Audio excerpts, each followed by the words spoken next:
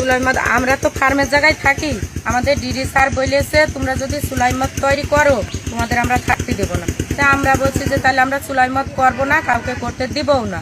সঞ্জয় সকালবেলা ডিডির কাছে যেয়ে কথা দিয়ে এসে যে জি স্যার আমি চুলাই মদ করবো না, এই কথা বলার পরেও সঞ্জয় সন্ধেবেলা মোটরসাইকেলে করে চুলাই মদ নিয়ে আসে এই জায়গাটায়।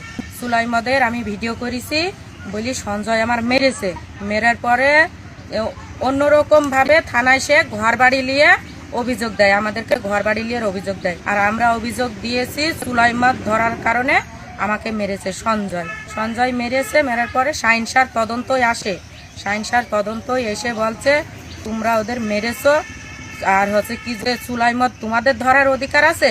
সাইন্সার এই কথা বলেছে যে চুলাই মদ যদি ধরতে হয় তোমরা আমাদের বলবা, তোমরা ধরেছো কিসের জন্য চুলাই মদ। আমি বলছি যে আমাদেরকে ডিডি স্যার বলেছে চুলাই মদ ধরাই দিতে হবে, তাইলেই তোমাদের কাজ হবে, না ছাড়া হবে না। আমাদের এই ডিডি এই কথা বলেছে। দুই পক্ষে আমরা অভিযোগ দিলাম, দিয়ে সাইন্সার এসে আমাদের ধমকি দিচ্ছে তোমরা চুলাই মদ ধরবা কেন, যাদের ধরার দরকার তারা ধরবে।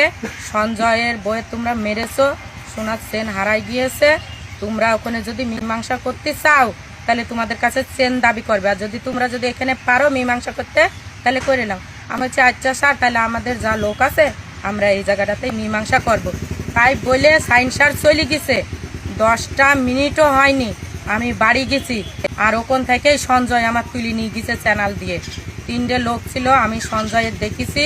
সঞ্জয় আমার এরকমভাবে হাত ধরিয়ে আমার মুখের মধ্যে কাপড় চোপড় দিয়ে ওই জায়গায় আমার নিয়ে টানতে বটতলা পর্যন্ত নিয়ে গিয়েছে। ওই বটতলার থেকে আমাকে নিয়ে গিয়েছে যখন ওই জায়গাটা শুকনো, ওরাও পড়ে যাচ্ছে আমিও পড়ে যাচ্ছি। ওরা 3টে লোক আমার প্রচুর পায়ে টায়ে ধরেছে, আমার জামা কাপড় ছিঁড়েছে পেছনে, আমার ব্লাউজটা পেছন থেকে এইভাবে যখন ছিঁড়েছে আমি এইভাবে যখন দৌড়ে আমিও পড়ে গেছি, ওরাও পড়ে গেছে। যাওয়ার পরে যখন একটা টস মারে আমার তখন সাহস হয়ে যায় যে আসলেই পাশে লোক আছে। তখন আমি বলছি আমার বাঁচাও, কে আসো আমার বাঁচাও।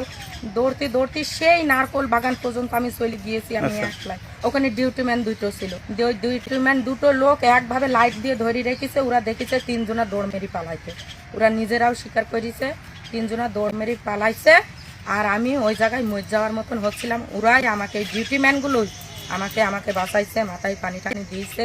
আমার এইসব জামা কাপড় ছিঁড়া ছিল, আমার এইগুলো সব আমার ঢেকেছে ওরাই।